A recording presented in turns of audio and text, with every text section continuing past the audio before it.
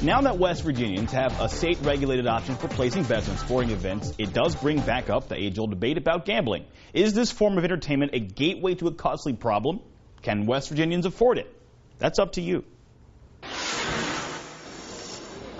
West Virginia is one of the first states to legalize and regulate betting on sporting events, which means the state is making money. It's a good thing for the state of West Virginia. For far too long, the playbook in West Virginia has been simply raise everybody's taxes without thinking outside the box. A lot of the proceeds that we bring in go towards funding programs for senior citizens, for education, for tourism in the state.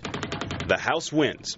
Sounds good, but... And gambling is based upon most people losing, almost everyone losing.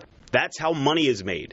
I've met those guys who have $100,000 in debt from gambling. Dr. Jason Newsom is president of Dayspring Counseling in Dunbar. He's familiar with problem gamblers. This is gambling that's caused some kind of disruption in a person's life. Like any other addiction, it's damaging, which is what the Problem Gamblers Help Network tries so hard to teach. People who get addicted to gambling face those same problems, but they also face kind of a stigma because people don't believe it's a real thing.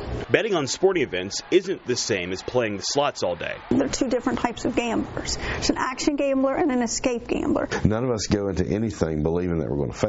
Every now and then it gets reinforced, because sometimes you win. And if you're using a website or an app, it's seen more people betting on that than at the actual casinos as we projected. When you add the internet, you're magnifying the rate of growth as well as the severity.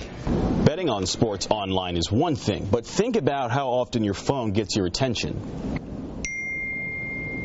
Any kind of addiction, so to speak, is really a dopamine addiction, obviously to different levels. Your phone is doing this to you all the time.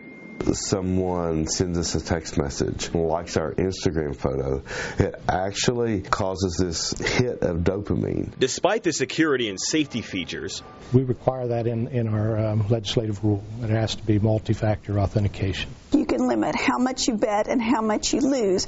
Well, that's ideal if people would actually use that. Combining sports betting with an app increases the risk. Once we get sort of down deep in compulsive behavior, we start to believe that it's our only option, which is a serious problem. Knowing your limit is one thing. Consider it entertainment. We want you to have fun. We want you to do it responsibly so that you're not creating a problem for yourself or your family. But if you don't remember that, remember this. Yeah, we'll make some money, but what happens on the back end? The House always wins.